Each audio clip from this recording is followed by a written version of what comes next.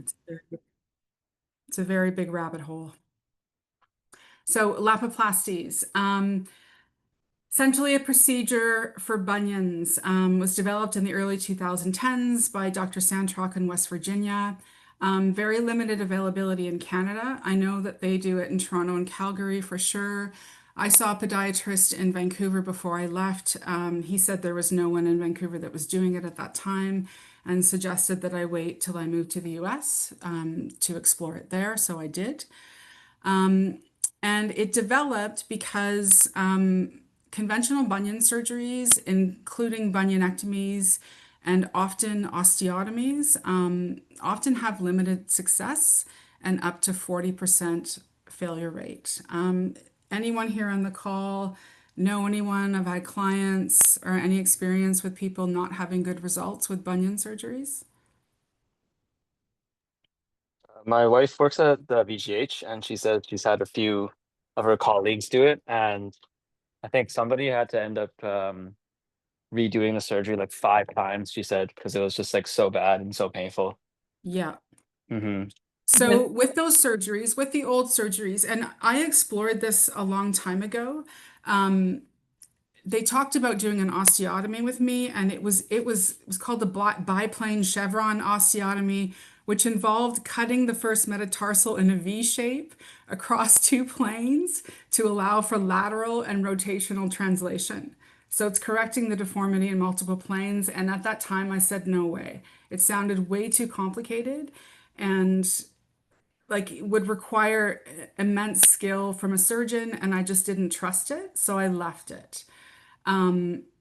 Different surgeons have different techniques and different theories. And again, the Lapiplasty developed out of the idea that the bunionectomies weren't addressing an underlying complexity.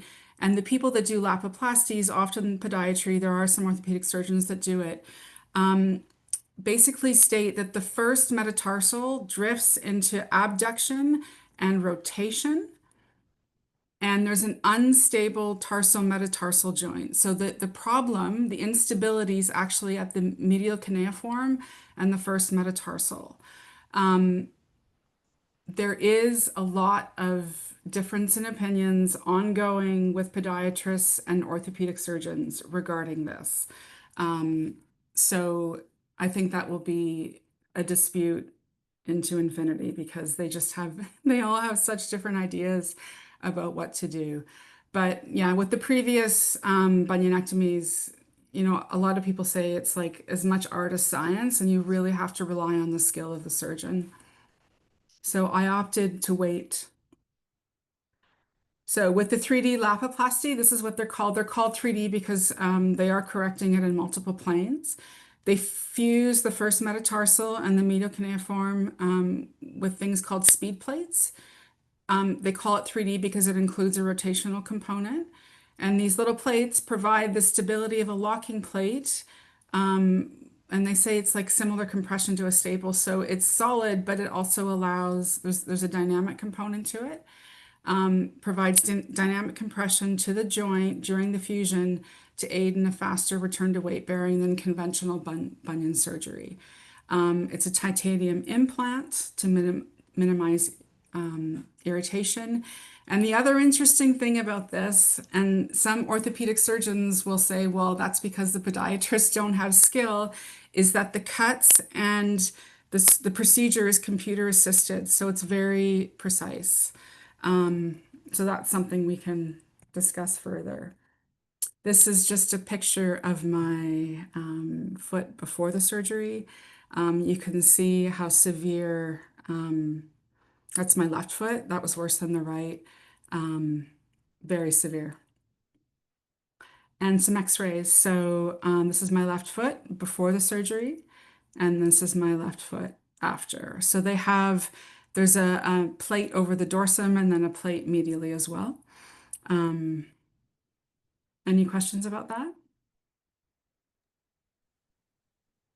Kristen, do you know how there's multiple factors that cause hallux valgus? So for you, do you know what the factors were? Yeah, because of the way that Ray was swinging, yeah, we did. And this is something that I'm still not clear about. He talked about instability in that joint, tight calves, um, genetics. We'll see later. I internally rotate. My hips are internally rotated, and walking, I think, rotated most of my life, and I didn't actually notice it until quite recently when people took pictures of me hiking. So I had some weak glutes. But yeah, genetically, like this started to develop when I was a kid, like 9 years old. So that's a genetic factor, I think, about yeah, the way that Ray starts to swing. And then yeah, so those are both of my feet before and after. Very, very different feet. So the recovery for this surgery, which is why a lot of people are doing it, is way apparently um, it's faster and it's less painful than the traditional bunion surgeries.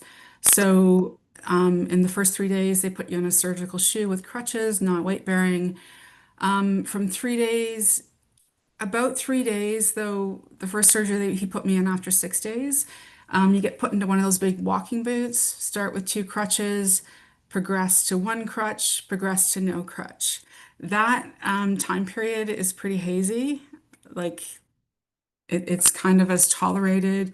Um, and when I look back at my notes, like he was inconsistent in terms of like, hey, stop with two crutches after 3 weeks. It was inconsistent. So I just kind of did what I felt. At about 6 weeks, the walking boot comes off, and then they want you in a stiff soled or a rocker shoe. I was wearing clogs for a while. I tried Hoka's. We can talk about that further because I hated them. And I actually changed them to like lower Merrells and had a pair of Solomon's as well. And then the podiatrists say like 4 to 6 months you can resume most of your activities and return to normal activity. I'm going to say this. I think they oversell that. He said to me, at 6 months you'll be hiking back your 10 miles that you were hiking prior to the surgery, and I would say that is absolutely incorrect. And then when I started looking deeper into that, some of the orthopedic surgeons say, it's up to a year, and that's definitely been my experience. It's a way longer recovery time than they say, though you're very functional. Like I was very functional at 4 months, walking, able to do most of my activities. I just couldn't do extremely long hikes. So just a few differences with my feet. Left foot I had done in September of 2024. They did a popliteal nerve block with epinephrine, and I had a hard time metabolizing that, so that was a complication. And 5 days after surgery, I still couldn't feel my leg, and I had a drop foot. Very scary for me, actually. It did eventually come back, but dorsiflexion on that foot took a while to regain, and I had trouble walking. And with that one, he put me into the walking boot 6 days post-op, and then the boot came off at 5 weeks, not six. My right foot, I decided to do them as quickly as I could. Not sure that that was the right decision, to be honest. It's kind of how I do life, but I had it 12 weeks after the first surgery. And I requested with that one that he only do an ankle block. I wanted the least amount of anesthesia possible. So we discussed that, and he didn't do the sural nerve, so he didn't knock out the lateral foot, and there was no epinephrine. And he warned me, he said, "You're going to be in severe pain." And I said, "That's fine. I'd rather deal with the pain than not be able to dorsiflex." So he was not wrong. I was in severe pain. Um, walking boot, he put me in 3 days post-op, and then the boot came off at 6 weeks, and I was able to resume driving. And I think everyone here knows what the boots are for. Yeah, they allow earlier weight bearing, they limit excess motion. controlled weight bearing, weight distribution, and it protects the surgical site. So I think we all know those, surgical shoe and then the walking boot. So early rehab, when I was in the boot, lots of elevation, my leg and foot was wrapped. Started going at big toe extension fairly early, like after 3 days, just gentle range of motion and then eventually more stretching, but multiple times a day. That's the important thing to get back. I didn't say, so he did the arthrodesis in the midfoot, but he also shaved off the bunion and did a capsulotomy at my first big, at the MTP joint. So that joint was stiff, and I did have to do work on that.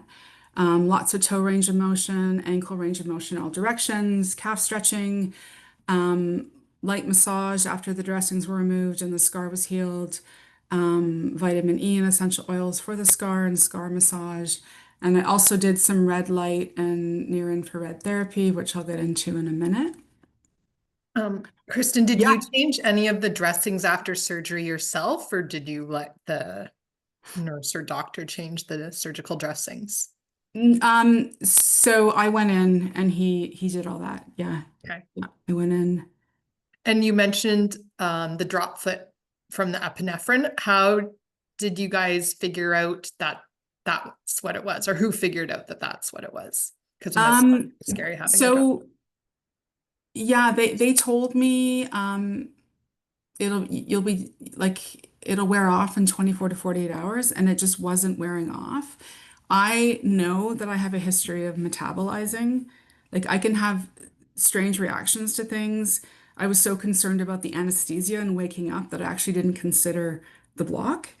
And the anesthesia was fine, but the block wasn't. So we knew that going in. And yeah, he said, very unusual. I don't think I've ever seen someone take that long to metabolize it. But yeah, it just came back. I could feel it. Like my whole leg was numb and I had no movement in that ankle. So Very scary. yeah. Now you know what somebody with some people would have brain or nerve issues that spinal cord issues that cause that. But Yeah, exactly. Yeah. So as soon as the boot came off, I went to PT. And we did tons of mobilizations for the big toe. I needed a lot of ankle mobs, some of the Mulligan techniques into lunges. The PTA, so in the States, the assistants, the PTAs, actually have manual therapy skills. And to be honest, she was more skillful than the PT. So most of my treatment was with her, and she did a lot of MFR, up ledger style.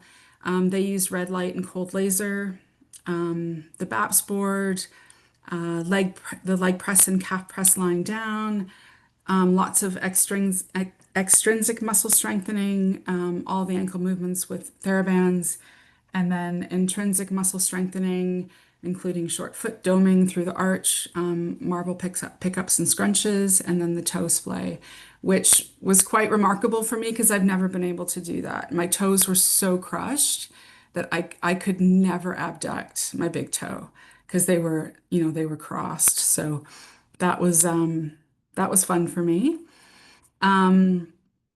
General strengthening, so everything up the chain that needed to be addressed, glutes, especially glute max and glute med, my quads, my calves got weak very, very fast being in that boot. Lots of proprioception work. My balance was so off after I got out of that boot, so lots of single leg stands, progressing to the balance cushion. Also did some light massage, some cupping and lymphatic drainage for my lower extremity.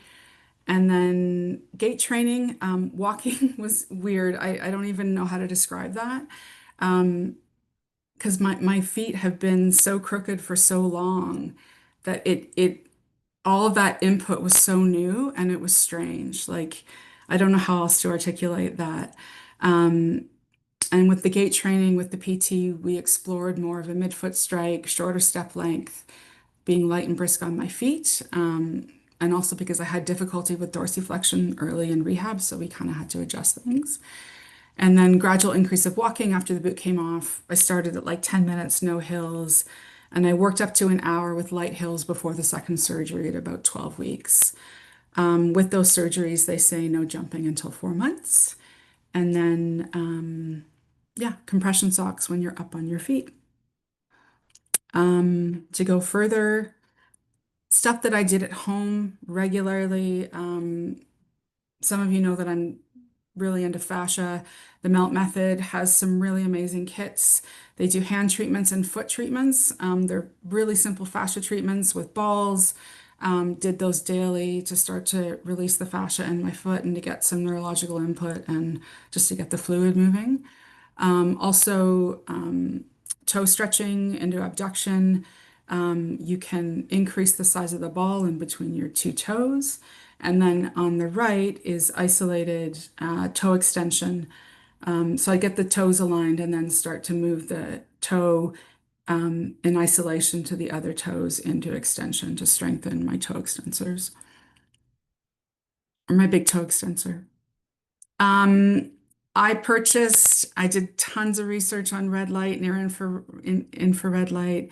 There's a lot of garbage on the market, but I was happy with this company and it was really reasonably priced. So I had this at home.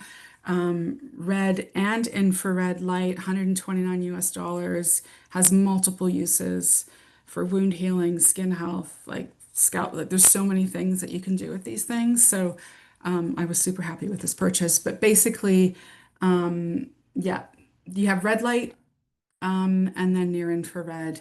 And the combo allows for deeper penetration. I can't see my notes. Increased circulation. You don't get any heating over the hardware. Affects the mitochondria, ATP production. Yeah, there's all sorts of circulation, nutrients, all sorts of good benefits. This picture shows it medially, but I also would hold it like over the dorsum of my foot. And basically, 6 inches away to 12 inches away, and for 6 to 12 minutes to get bone healing and deep penetration. If you ever want to look into those, you really got to investigate the company and the devices, the irradiance, the research. There's a lot to look at with those, but I found that really helpful and really good for pain. Like that's really, really relieving. So that was great. And then toe spacers, multiple ways to do this. So I think I will probably wear the ones between my big and second toe probably for the rest of my life because there's actually quite a gap there now. And it just feels better to have them in there and it'll help keep the big toe straight. But you can explore different, like how many toes you spread. And these you need to work into gradually. Because I actually found, so the one on the left here with spacers in between all of them, I find too much at times. And it actually makes my foot like really wide. And that's really difficult to wear in shoes. So I might wear that like an hour a day. This one on the right here, yeah, I don't have my fourth and fifth toe spread. And that one's more tolerable. But you have to work into those gradually because they can be, yeah, it can affect how your feet feel. Kristen, the toe spacers on the left, like just between the first and second toe, do you Yeah. wear those in shoes? Like, do you wear them all Yeah, day? wear them all day. Yeah, and at night. Yeah, Thanks. yeah, they're super comfortable. These I do not. These are fun too. You've probably seen these all online. They're called Happy Feet, I think. But yeah, I wore these at night. You can't wear these in shoes. You can see there's a ridge, and that ridge goes all the way around, and it's impossible to wear in shoes. But around the house, or if I was on the couch, or at night, I would wear those. Also looked into orthotics. I'm conflicted about these. So surgeon gave me these rigid ones. I really didn't like them.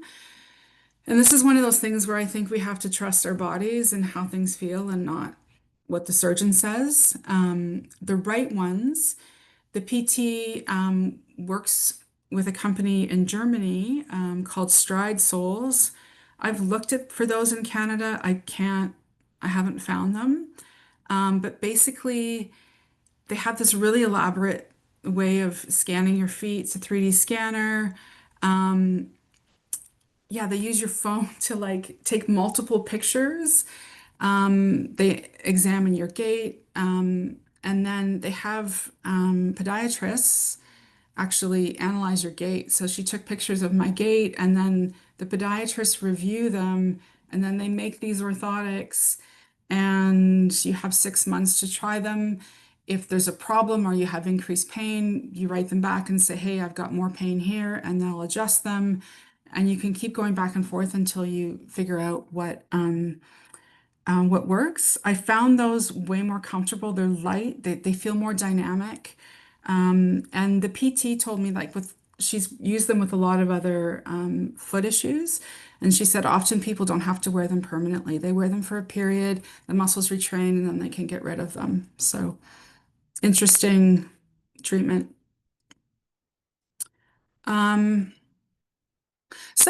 Just some further considerations. So fusing the metatarsal cuneiform joint. Anyone have any ideas how that might affect things up the chain, or any thoughts about how that might affect things up the chain?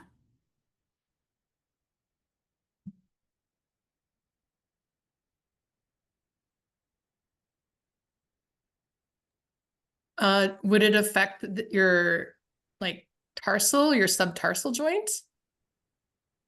Yeah, so what Mhm. I have found is I don't have a ton of pain where the surgery was, but I do have soreness that I didn't have previously at the talonavicular and the navicular cuneiform joint. So I'm addressing that. But it's just an interesting, and I expected that. If you fuse a joint, other joints have to take the load. So those other joints are adapting and learning how to walk with something that's been knocked out. So I expected to get some soreness in other places further up. Um, it's tolerable, but yeah, I'm working with that. Um, the other thing I'll just touch on are shoes. Yeah, they had me in the clogs after, wanted me to wear Hoka's. I wore them, I sold them, and now I'm back in them again. I really didn't like them. They What did really, you hate about um, them?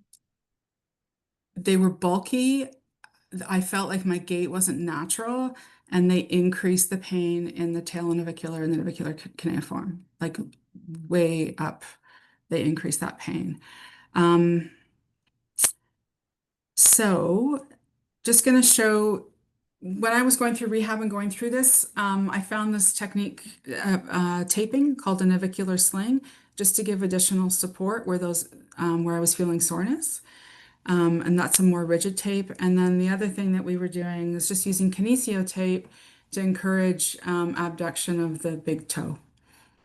So things that we play with, that we played with during rehab, and both helpful to get abduction. Yeah. And then there's lots of talk these days about getting your feet on the ground. Early on, when I was in a lot of pain, the thing that felt best for my feet, our front yard is moss. It was just standing out on the ground, on the cold ground. That was really helpful. So I spent a lot of time barefoot. Um, so interestingly, I commented earlier about factors. Um, this is in the redwoods in Northern California just recently, but my husband took this picture and I was like, wow, like I was paying attention to something else, but what do you notice with my gait? Your left hip internally rotated, like pigeon-toed. Yeah, yeah. So, um, I've got a lot of work to do to strengthen, and if I'm not paying attention, that's how I naturally walk. So I have to do work to correct that, and I need to strengthen my external rotators and my glutes, which have gotten super weak. Just want to make sure